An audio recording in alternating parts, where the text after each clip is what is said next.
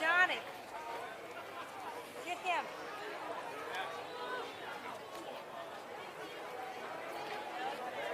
Dylan Dog was awesome.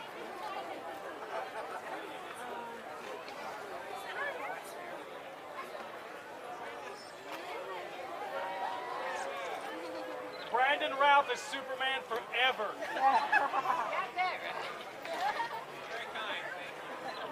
Henry Cavill is a chump. Yeah. I know that.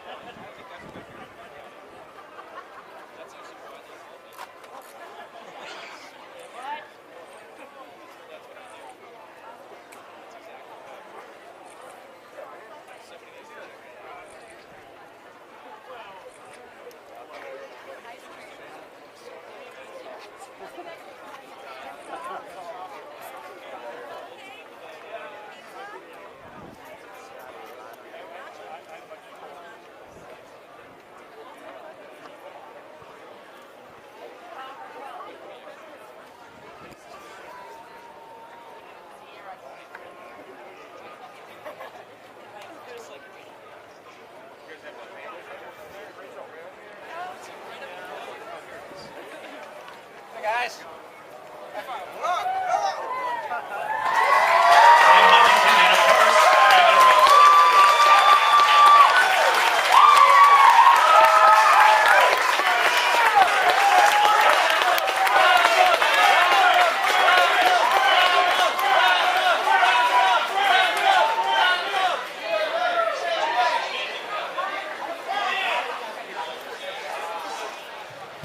Hey, I'll be perfectly honest. A lot of you may have noticed that we just had 2 microphones and 2 bottles of water up here as of about 30 seconds ago. Because the last I heard, you were having a little trouble getting into town. And I had a feeling that you weren't going to, I didn't know that you were going to be here until somebody said, oh yeah, the three of them are over there. Oh, okay. So it's a pleasant surprise for me to see you here. Thank you very much. Are these on? Can you guys hear us? Well, welcome to the party, everybody, and this is a great party indeed. So I'll tell you what, Brandon, you were kind of a late addition to the plan here because we had the other guests already set up, and everybody was extremely excited about seeing everybody. And then I don't know, sort of this little spark that happened when your name got mentioned. And I'll tell you, even when I work with the chamber a little bit here, and I trying to get them to tell me, they said, oh, we got a big announcement coming up, something special, something real important. And I'm saying, well, you can tell me. They wouldn't even tell me, but you could just tell in their voice they were real excited about you being here. And I think, so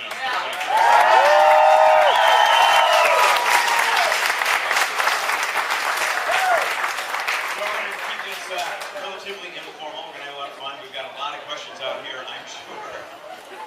We've brought his own paparazzi along.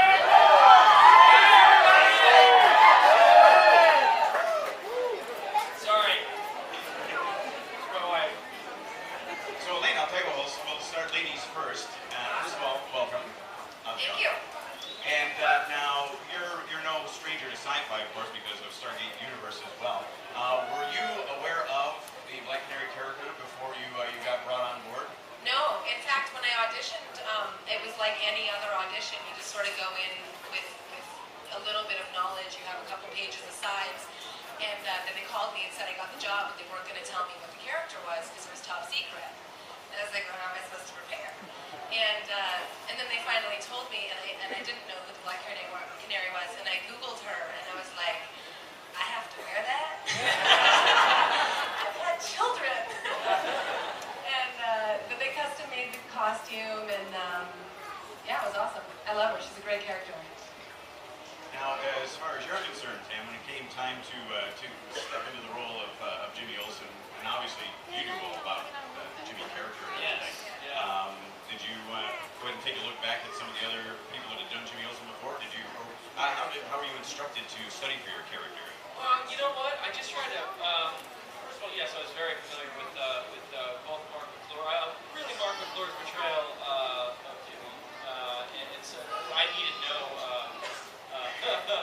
boning up at all as far as I was concerned. And then we met Jack Larson, who was Jimmy in the TV series, the old George Graham TV series. Tremendous guy, such a sweet man, and so we got to have a really cool. Mushrooms have been a blackout.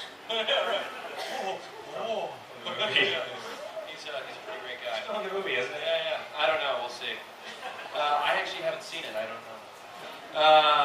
But yeah, we got to play a scene with him, and so that was really fun in the bar, and then I just tried to take as much of myself as I could to the role because I kind of felt like I was made to play it, and so I lucked out. I got the job, which rarely happens. Yeah. Oh, stop.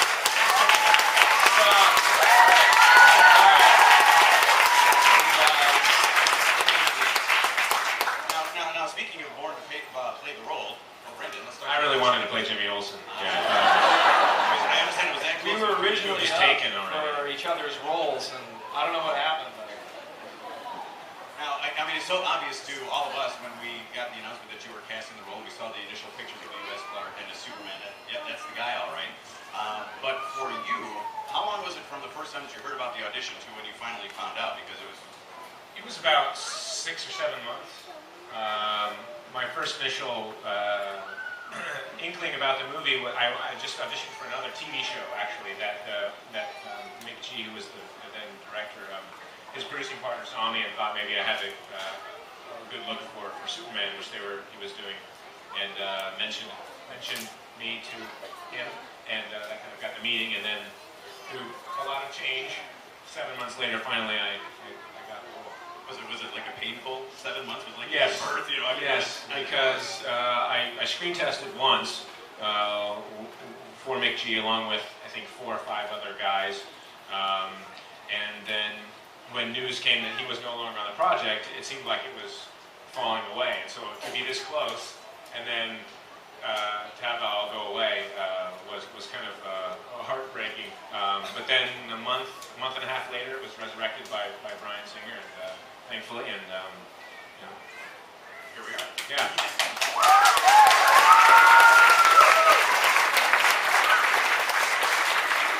I'm assuming you were appropriately insane when you got the news. I mean, you can tell us, we're all friends here. I mean, so, you know. I was more relieved than anything. It was just such a lot of people were rooting for me and my family and stuff, and you don't want to disappoint anybody after all that big build-up. Yeah, I was in the producer's office actually and got the call, just waiting for the call, just kind of that last little nail in the coffin, I guess, to finalize it. And so then I called my mom and dad, and my mom screamed, and yeah, so they did all the screaming. Okay, that's good. As long as they're screaming involved, I'm good with that. Okay. We're gonna go ahead and open up to some questions as well. I don't suppose anybody has any questions for any of these guys. Oh, what do you know? Our lovely Supergirl is going to be whooshing around here with a microphone to help out. So, hey, what? We got this gentleman with the gentleman with the Superman shirt over here. Put it down a little bit.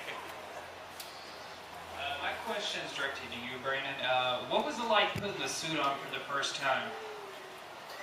Well, that's an interesting question because I haven't thought about this before, but I actually wore another version of the suit before I wore the version in Superman Returns. There was a Mick G suit. And so that was really my first time in a Superman suit. And that was a bizarre thing because it was kind of like a really plasticky prototype that they really rushed it. And I put it on and they left me and I'm just standing in a room going, okay. What do I do now? So I sat down and picked up a magazine. My legs crossed, sitting there reading a magazine, going, this is the strangest thing in the world. So it was a little shocking, kind of awe-inspiring. So what were the differences in the suit? Because they were dramatic. I mean, that suit was really just a prototype, and it was about that thick, and it was a material that didn't really move. It was just crunchy and weird. This was what I ended up wearing was spandex, milliskin. This gentleman knows, which was much more breathable. So as far as comfort in the suit, you were okay for the most part. For the most part, the flying was really challenging because I had a harness on, and so the harness and everything else kind of made the whole suit a big rubber band. So raising my arm, being vertical, horizontal. Push your arm straight up, then it would be vertical. Being horizontal, and having to raise your arm, having all the whole weight of the suit kind of stretched against you was a bit of a challenge, but all part of the job. Now, Alaina, your costume was nowhere near as restrictive, or was it? Were there challenges with your costume as well? You know, the challenge of my costume is, believe it or not, my heels always get stuck in my fishnets when I fight. It's very odd. You're like in the middle of a spin kick, and you're like, we gotta cut. My heel's caught. So they didn't do the bustier. They did it like a tank top, so that was a lot more comfortable for me. And we shoot in Canada. It's very cold in the winter, in fishnets and no pants. But other than that, it's okay. The physical aspects of the role, though, because you're talking about the fighting and everything, how was the suit any problem with that? And what sort of training did you have for the physical aspects of the shoot? Smallville, as you guys know, who watches Smallville here? So nobody does. Yeah. They of course do tons of stunts, tons of wire work, tons of effects, and it's built into the schedule every week. So the stunt team is really great about like trying to get you to do stuff. I mean, they'll walk up to you in the middle of rehearsal and be like, "Hey, you want to learn how to throw knives?" And you're like, "Yeah." We're gonna do some flips and some wire work, and so you'll just kind of go over in a corner and get hooked up to some harnesses and wires and be thrown around by like 5 guys. It's a lot of fun, and it's a little bit challenging. I do have a stunt double, so all the fancy stuff is usually not me. I usually initiate a lot of it, and then they go in with my stunt double and sort of make it all look really pretty. And then you go, ta-da! Yeah, right? yeah. I like flip into it and be like, ha. That was pretty good. That was just good. I mean, you really kind of get the sense of the reality that you tried to bring to the role. Yeah, right. Yeah. Now, costume-wise for you, probably the roughest thing was getting used to doing the bow tie, right? Yeah, they tied it for me. Oh, they Yeah, it would have looked like spaghetti on my face. It would have looked So terrible. you didn't have a stunt bow tie or anything? No, in fact, it was so interesting though. They were so anal about it. I remember Brian being really specific that he wanted it to be an actual real bow tie. It's actually the one thing I kept from the movie. I have a little shadow box. Yeah, turn these cameras off for a second here. What's that? I stole it. Stay in school. But I have it. It's very cool. Yeah. Anyway, not much restriction. It was pretty breathable. My fighting was minimal. go for another question out in the audience here. Let's get somebody over on this side. How about right up in the front row here?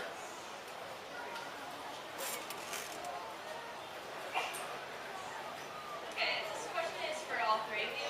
So you guys have all played many different characters. So I was wondering, what was your most challenging role and why? Alaina, you go first. Ladies first. Oh, thank you. Challenging in terms of character, I would say the Black Canary, because there's all the physical aspects, and then because we sort of, in Smallville, she was never really introduced, and there was no mythology, and it was sort of hinted at that she was part of the Justice League, and that she and Ollie had this relationship, and then it never really filtered through, so we kind of had to play that, but not. So that was a little bit challenging. And then Stargate, just because it was my longest run on a TV show, and the challenge in that was trying to turn the Atlantis fans to like us. That was hard, and it's still challenging. There was this role I played in high school in a play. No, just kidding.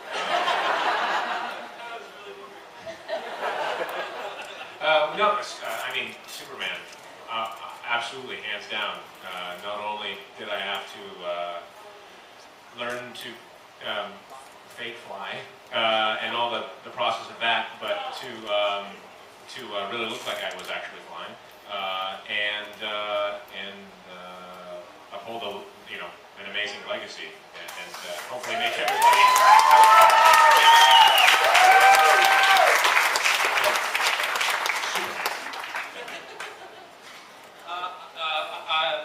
I'm on a TV show called Being Human right now. Thank you all very much. And it's really hard. It's awesome because at the end of the day, I love the show, and I think that all the hard work is warranted.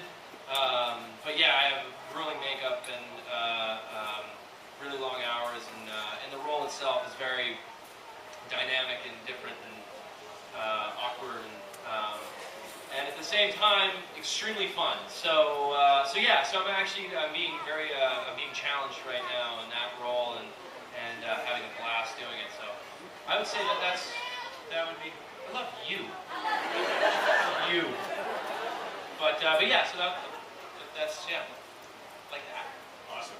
All right, how about another question? Who's got one? Let's go right here in the front row. How's that? Hi, Sam. Hey. Since I mentioned earlier that I liked you in Detroit Rock City, I was wondering, are you a Kiss fan? Because I'm a Kiss fan. I'm glad you're a Kiss fan. All right, because they call me Dr. Love. Kiss Army, they actually call you Dr. Is that who? I've always wondered who that song is written about. No, but now we know it's actually you, right? Because Yes. Gene's he's fine, but you're Dr. Love. I wasn't really. I was like 16 when we made that movie, 16, 17. So I was relatively well versed in classic rock at that point, but I hadn't really developed a real love for it yet. And since then, oh yeah, huge. And I respect what Kiss is, what they are. They're kind of an amazing phenomenon. So. Yeah! I mean, Gene Simmons, Superman, they're both very iconic characters. Yeah, but Superman could just crush Gene Simmons. He's a big guy. He's a big guy. I work out with him. He works out at my gym, and he's like in the back. Does he leer at you? Does he stick his tongue out at you? Honestly, would be surprised if he had. What kind of music do you listen to? What's your bag? Oh, that's an interesting question. I'm all over the place. Honestly, I listen to everything. I've got a couple stations on my Sirius radio that I just kind of have on all the time. So, yeah, like that. I actually think that we were in the car recently, Brennan and his wife and my wife and I, and we were all listening to the Frank Sinatra station. Frank Sinatra. And we were all saying, what was it? You had a funny story. It was like you were driving along and you were driving I think it was when you were on the East Coast. No, it was when I was getting married. We were driving out to get married, and we realized we'd been listening to the Frank Sinatra channel for an hour, and we were like, when did we start listening to Frank Sinatra? But it's very soothing on a long drive. So. It also puts a baby to sleep. Yeah. So how's that? You got Brandon and Sam with their wives. You know, how's that for a double date? That's pretty cool. Okay, another question. Let's work our way back in the room a little bit here. Head on back in that direction. We've got this gentleman back over here with his, I'm assuming it's a Superman hat, but he definitely's got the Superman hat still on. This is from President Mao. I love Superman, it's my favorite show, and I'm a president. And Superman returns, and when you have the kryptonite, and that's Luthor, so that be your pain in your back, be pregnant, but that's like a trick or something. What about the kryptonite when it's in my bag? He stabbed you in the back. Did that hurt real bad? Did it hurt? Oh, did it actually hurt? Yeah. No. Because what they did is he had a little piece of it that had like you only see the back end, you know, like a stabbed with a sword, but it's only this part sticking out, so it was just this, you know. And what hurt about that scene was is we did that, and it's water in that scene that I'm kind of sloshing through, and that water was so cold. And we did that scene, plus it's a traumatic scene. I'm getting, you know, my butt whooped, and we had to do it about 8 times, and it was just, you know, being submerged in water and joking and really trying to act like I'm getting killed. So that was a tough scene. That was one of the hardest things to shoot in the movie, actually. Yeah. Toughest day on the set, was it? Yeah. Because the wire work and stuff like that. I mean, once you kind of get into the rhythm and everything, did you kind of? Yeah. Yeah. That you know, if you know, in the 10th hour of this, you know, it's a little old, right? Yeah, but at least I was warm. So. Was there a learning curve on the wire stuff? I mean, Yeah, there was a big learning curve. I had a great movement coach, a guy named Terry Notary, and he used to work with Cirque du Soleil, and he did the Apes and Planet the previous Planet of the Apes, not the new ones coming out, and a lot of other movies that involve, you know, movement, a specific movement. And so we worked a long time creating the choreography. Different moves and giving them names, using my swimming background, because I really felt that added a fluid motion to the flight. So once we did that, I felt, you know, I could feel when I was in the right position and my body was straight and all those things. Very good. Okay, how about some more questions? What do we got? Harley Quinn, you got a question, do you? Hey, Supergirl. I'll go your 6th member that we've been coming here, and the rest of you is our 3rd one. You listen to this Superman song, 10 Feet Tall Bulletproof by Travis Tritt, and a Footloose song, I Need a Hero, where the part says, it takes Superman to sweep me off my feet, and never is that if you don't give your heart wings, you'll never ever fly, so you need to put those in your radio. And what was it like to work with Nolan Neal's Superman?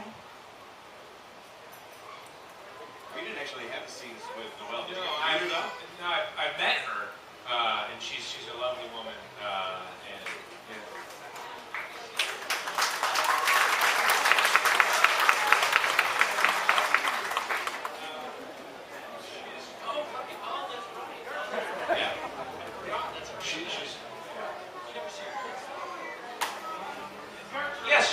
She's Gertrude. She's the dying. She's Lex's dying heiress. We're screening for you a little bit. No, she's the fast forward to his part. I would have liked to have actually worked with her, but I have met her a couple times. So when you hear songs on the radio where the word Superman comes up, do you kind of like ping on that? Like, yeah, it's funny. It's strange, especially when you just turn it on. Yeah. Just turn the radio on, and it happens to be a song that has Superman. So I was like, what? That's Superman. No, the marketing and stuff like that. I mean, you have the posters. I mean, 6-foot tall stand-up of Jimmy Olsen that you can get, you know, and yeah, you haven't seen it. Oh yeah. So I tell you, I mean, you know, everybody gets their action figures and stuff like that, but you, okay, I'm going to open this question to everybody. Hands in the air. How many people here have their likeness in wax at Madame Tussauds Wax Museum? Anybody? Anybody? How was that? Was that That was a strange process. I went to this hotel, and you just stand on this circular, like a lazy Susan thing that they just turn, and they take these minute measurements. But it was about 6 months after the movie, and after I got done with the movie, I really didn't want to work out very much anymore. So I was really kind of embarrassed. They're measuring me, and I thought, oh, this is not really as good as the movie, but that's all right. But no, it was cool. And then when I got to go to New York and see it, it was pretty crazy. Yeah, I remember seeing the picture that there was a bunch of kids around and everything. Yeah. Yeah. Now, when the kids see you, I mean, is it really? I mean, especially like out here, you get to be with fans and all that sort of stuff. It's got to be really something. It's cool. Sometimes I scare kids. I mean, I understand that.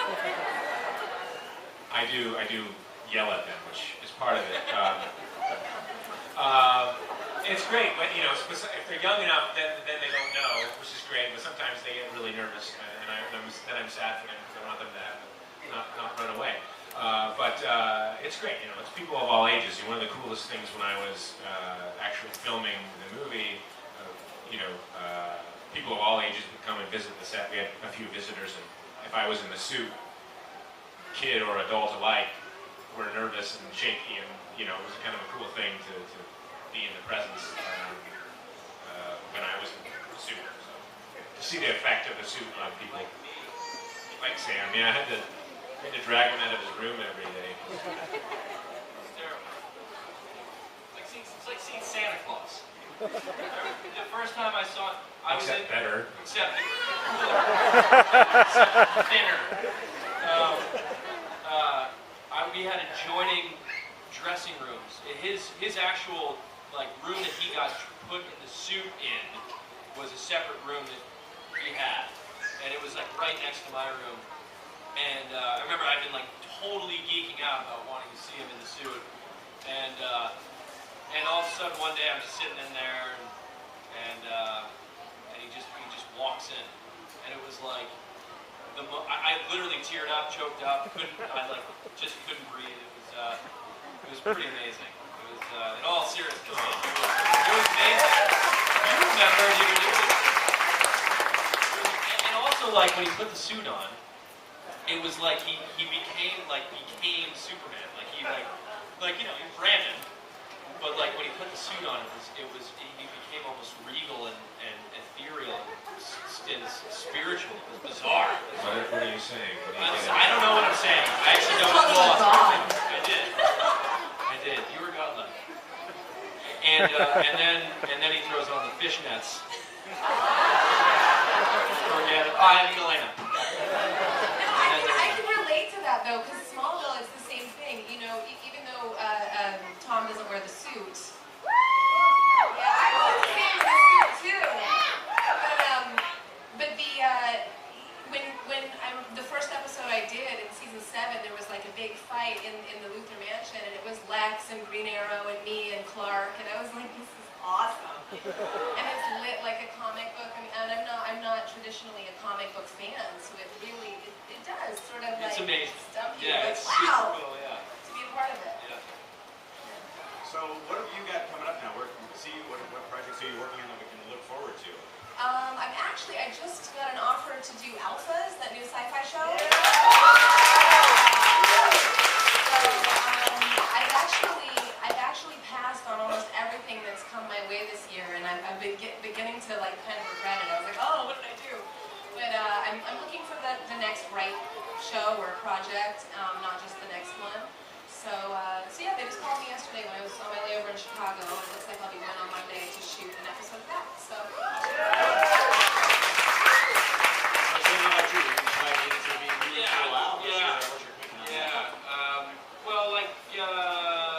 Any TV show, I think they lock you in for 7 years if you're lucky enough to get 7 years of a show. But yeah, we're just about to start shooting again in July. I have a month to get skinny so that you can all see me naked again. I know most of you.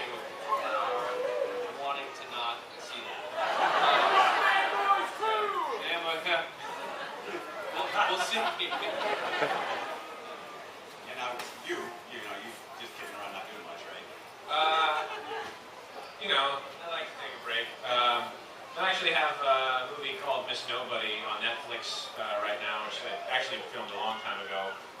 It's a fun, kind of dark comedy. Not necessarily a family movie, but just, it's not that bad. Anyway. And then I'm doing this film called Crooked Arrows, starting in August in the Boston area. And it's kind of like the Mighty Ducks, except with lacrosse. And the team is in high school.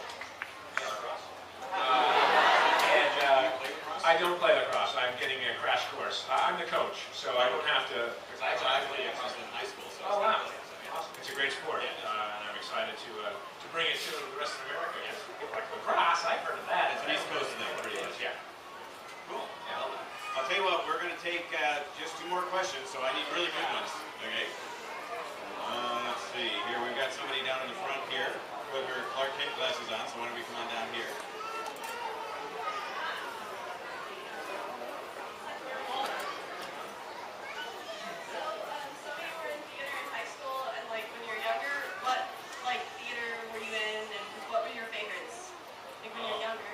Well, I was just in my high school theater productions. The first play I ever did was called Hide and Shriek.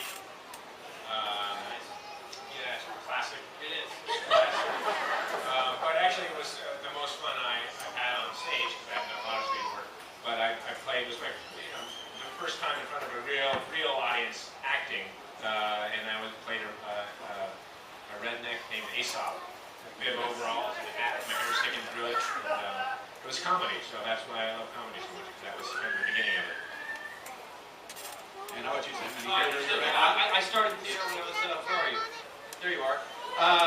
When I was a little guy. I was like 9, and I did 4 years at a little playhouse in New Hampshire where I'm from.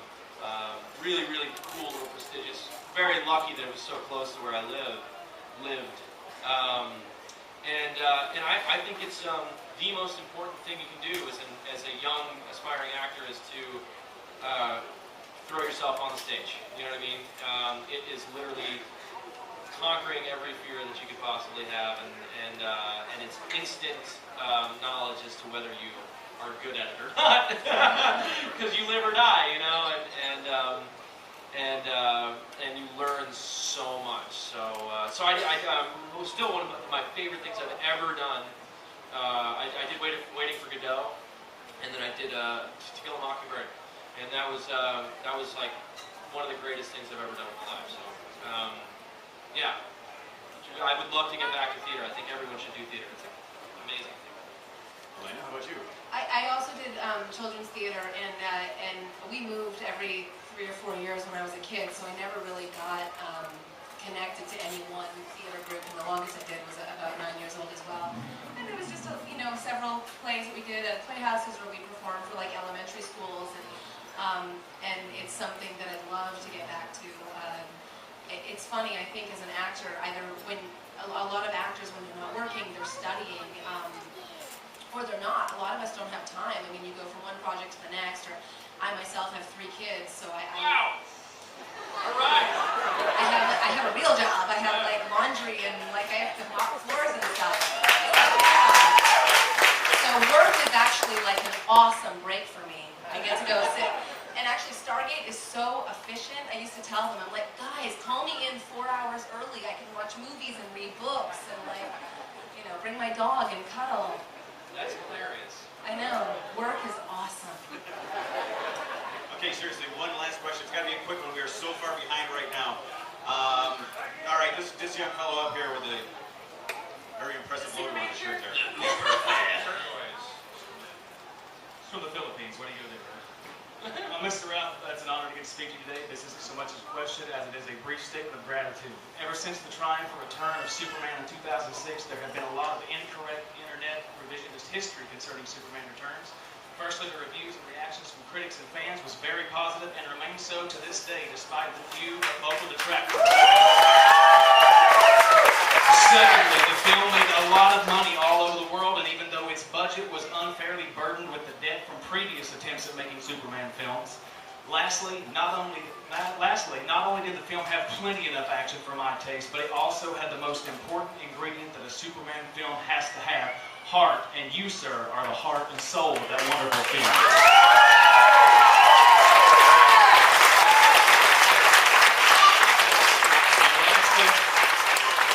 People who need non-stop, mindless, shallow action in their superhero movies can have the Zack Snyder movie. As for me, I like my heroes with emotional depth, and you brought that and so many new layers to the Man of Steel. Thank you for giving us the majestic and thoughtful movie known as Superman Returns.